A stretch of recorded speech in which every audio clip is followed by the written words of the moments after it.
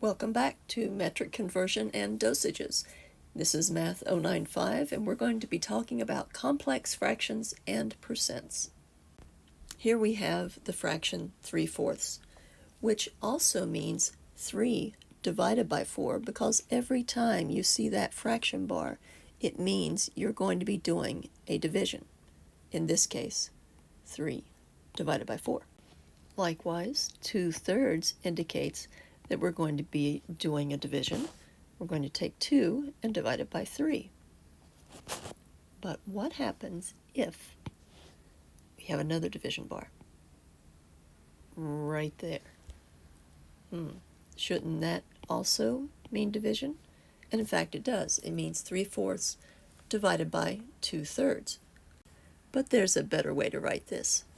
So let's rewrite it all in one color. 3/4 divided by 2/3. This expression that I just wrote, 3/4 divided by 2/3 here, looks a lot more simple than that entire expression, right? That is why whenever we find a fraction inside the numerator or the denominator of another fraction, we call it a complex fraction. So does that mean I only need one fraction inside another fraction to make it complex? Yes, just like the examples I've been drawing. Looking back at the original complex fraction that I drew, it's kind of easy to see that that middle bar is longer than the others, and that indicates that you're going to do it first. That is the major division. So when I rewrite it 3/4 divided by 2/3. And in my smaller examples, I tried to indicate that this is the major fraction bar, so this is 1 divided by 7/5. And I didn't do as good a job making this one larger here. So instead, let's do what they do in your book, which is usually they make the major division bar darker, meaning that this should be interpreted as 11/17 divided by 9. And on the final one, I did a pretty good job of making the bar under pi larger than the one between the 1 and the 3, the bar between the 1 and the 3. So this is pi divided by 1/3. Okay, so let me get rid of these, and let's go ahead and evaluate what we have in our original complex fraction. Because to evaluate it, we're going to do this 3/4 divided by 2/3. But you know that when you're working with fractions and you're doing division with fractions, you can rewrite this as 3/4 times the reciprocal of the divisor. Okay, so 3/4 times 3/2. Almost thought we were going to cancel some things there, didn't you? Okay, but going straight across, 3 times 3 is 9, and 4 times 2 is 8. Okay, no canceling here and here. You still have division. You have to get it to multiplication first before you can cancel. You have your answer as an improper fraction. If we were to turn that into a mixed number, it would become 1 and 1/8. So 3/4 divided by 2/3 equals 1 and 1/8. Of course, for some reason, we may want to express our answer as a decimal number, and we will need to round it off at some place sometimes. So let's see what happens with this one. So 16/3 divided by 24/5.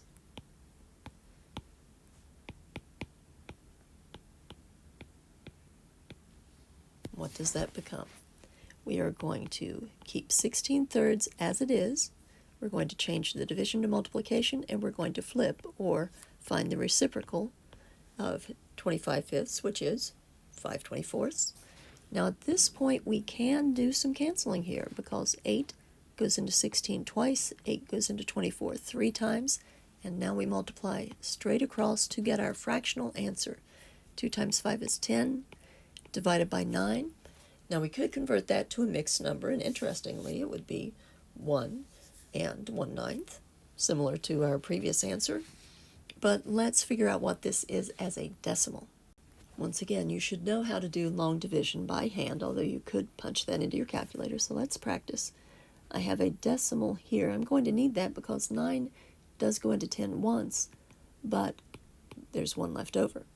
And we bring down, this is 0, and 9 goes in there 1 time, and it looks like we are going to have, a 1 repeating out to infinity and beyond. Okay, so this is equal to 1.1111 ... But we were told to round to the nearest hundredth. Therefore, our answer will be 1, and there's the tenths, there's the hundredths. 1 and 11 hundredths. For example 3, I'm going to look at 7 divided by 3/5. So just as I read it, I can write it this way. Okay, a whole number divided by a fraction. Even though I am not going to flip the 7, I'm going to go ahead and rewrite it as a fraction, because finally I'm going to be multiplying a fraction times a fraction, because I'm going to keep this one as it is. I'm going to change to multiplication, and I'm going to flip or take the reciprocal of the divisor. And now I will multiply straight across. 7 times 5 equals 35. 1 times 3 is 3. And what will that give me as a decimal? I can either do it long division, or I can punch it into the calculator. You may have just heard my calculator clicking. I get 11.6666, and way at the end, my calculator rounds it for me to 7, because that 6 repeats to infinity. All right, I'm going to round this one to the tenths place, which means I have to round up to 11.7. I didn't give you a rounding rule to use, so we use the standard rounding rule. If it's 5 or above, we round up. Last example of complex fractions. 5/8 divided by 2. So 5/8 divided by 2. Right? I'm going to be dividing by that 2. I need to go ahead and change that to a fraction by writing it as 2 over 1.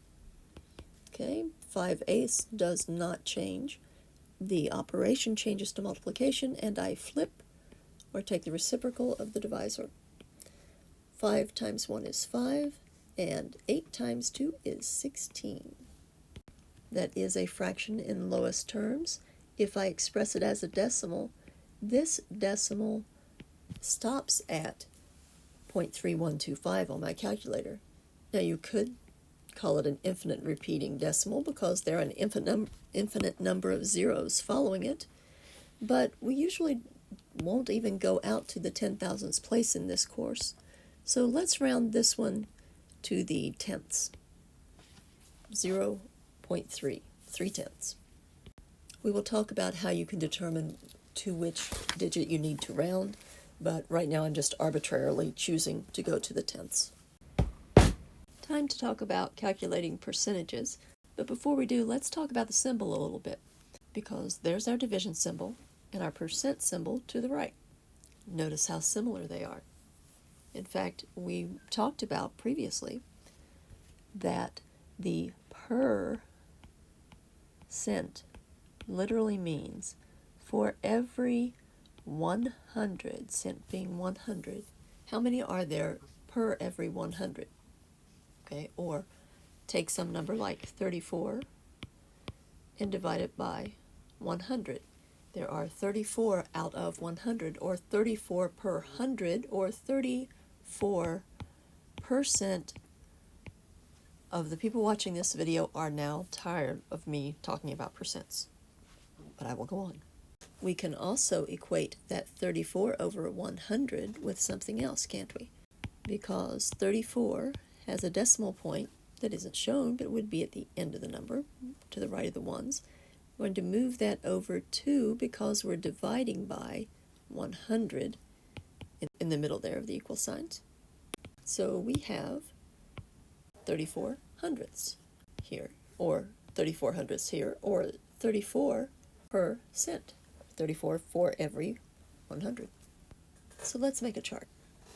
Okay, so we already did 34% is 34 over 100, which should be reduced. We'll do that in just a moment. And the decimal form, 34 hundredths. Okay, let's see. 2 goes into here 17 times, and 2 goes into 150 times. Okay, so 17/50ths is equivalent to 34%. It just happens to be in its simplest form. All right, let's do 100%. So we have 100 per cent. Anything over itself is equal to 1. Ta-da! Okay, and then as a decimal, we're going to take that 100, we're going to move the decimal place twice, and we're going to get 1. And 79.8% would be 79.8 per cent. We'll come back to that in just a moment. All right, as a decimal, 79.8%, here's where the decimal starts. It moves 2 to the right, winding up there, and giving us 798 thousandths. Wait a minute, we didn't have thousandths just a minute ago. We had 79.8 over 100. So let's take a closer look at this one. 79.8 over 100. It's really not a good idea to mix decimals and fractions. So how can we get rid of that decimal point? Well, if we multiply by 10 over 10, that would do it. That would give us 798 thousandths. Now we're talking. All right, let's talk about just one more, and I'm going to start out to the left a little further because we're going to be looking at 1/2%. It's going to be a little bit easier to work with if we first realize that 1 divided by 2 is equal to 0.5. And it's still percent. We're still in the percent column. All right, let's convert that to a fraction. 0.5 over 100. Let's go ahead and multiply the top by 10. That would give us 5. And multiply the bottom by 10, which will give us 1,000, just like we did in the previous row. And likewise, we have now, converting our decimal, we have a 5 in the numerator, and it's divided by 1,000, which has 3 zeros. So the decimal point that starts here in this 5, we're going to move to the left 1, 2, 3 places, put our decimal point there, fill in our swoops with zeros, and a initial 0 to say, hey, watch for the decimal point. So there we have 5 thousandths. So 0.5% is equal to 5 thousandths. Be careful. 0.5% does not equal 50%. It does not equal 0.5. Be very careful. This decimal within the percent means it's a tiny decimal number. Just like this 1/2 here in the percent means it's a tiny decimal number. Let's now use our knowledge of percentages and fractions to do some problems. I'm going to call this example 5. We're looking at 60% of 250. In other words, what is 60% of 250, and what is 5/6 of 42? And the way we're going to handle this is to consider that of, in each case, to mean we're going to do a multiplication problem. First, we're going to look at the percentage. Instead of writing 60%, this time we're going to do 0.60 times 250, which you can punch right into your calculator and get 150. But if you did it by hand, it would look like this. Likewise, to find 5/6 of 42, we are going to do a multiplication problem. You can also punch that right into your calculator. You even have a fraction key on your calculator. Your textbook does an excellent job of showing you how to use that fraction key and how to use the percentage key, so read your textbook for that information. I'm going to show you how to work this one out. By hand, 5/6 times, we're going to put 42 over 1. I can do some canceling here now, because 6 goes in here 1 time, 6 goes in there 7 times, 5 times 7 is equal to 35. So that says 35 is 5/6 of 42, and 150 is 60% of 250. Now we're about to get really practical. But before we do, there's one other concept I want to point out to you. And that is that when you are looking at a percentage, you're doing some number per 100. This bottom 100, the 100%, refers to the whole, whatever your baseline amount is. And the part is what goes on top.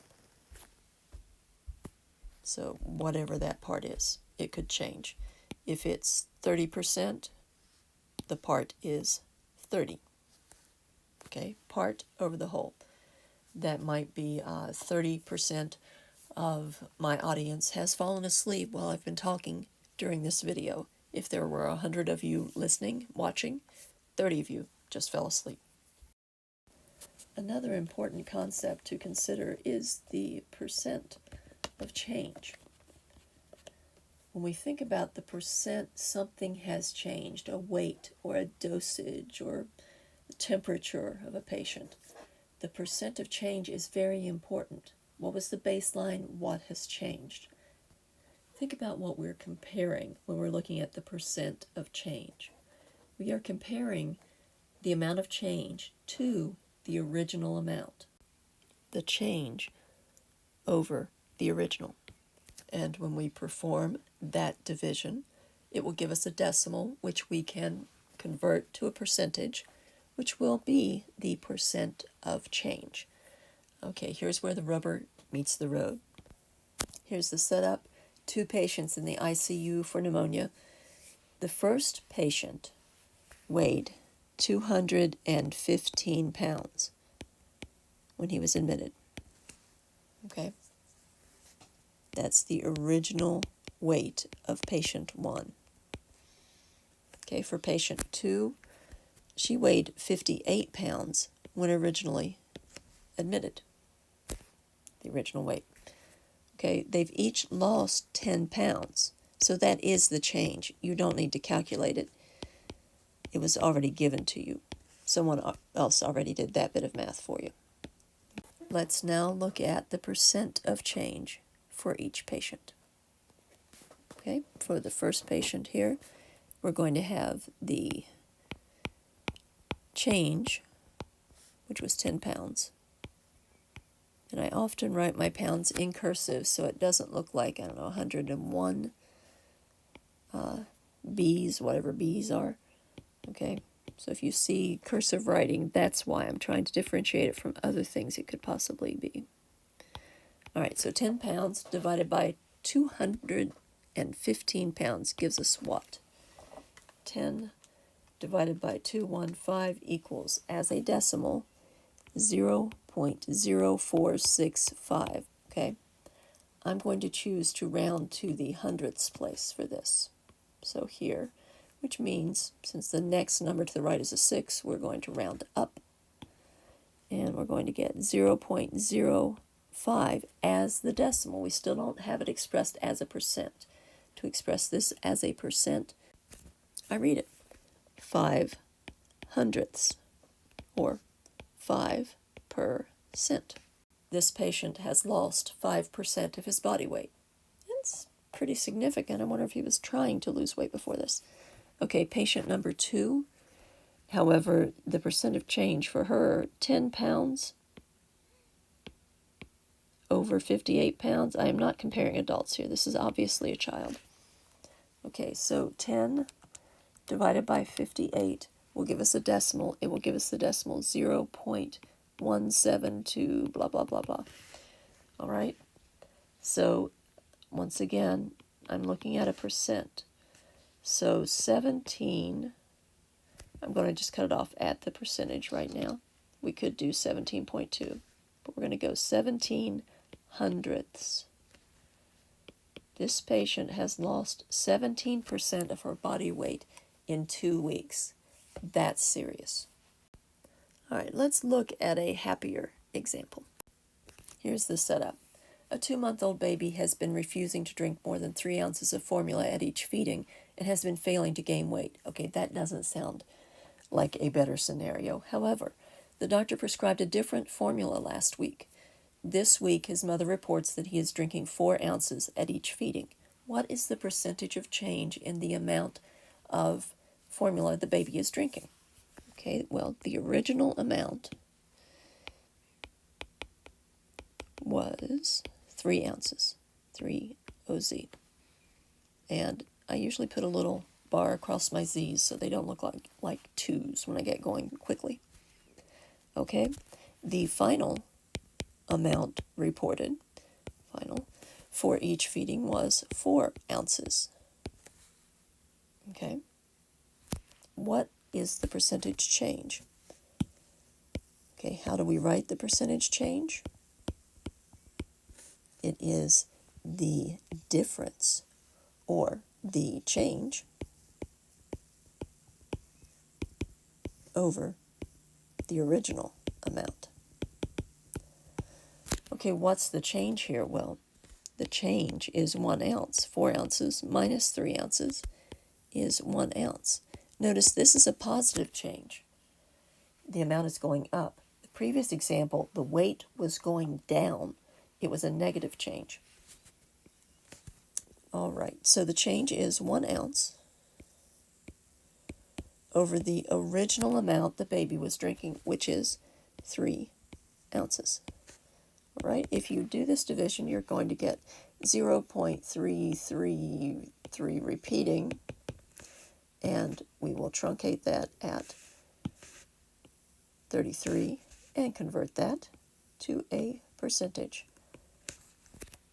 The baby is taking 33% more formula at each feeding, and we would expect that the baby is now gaining weight.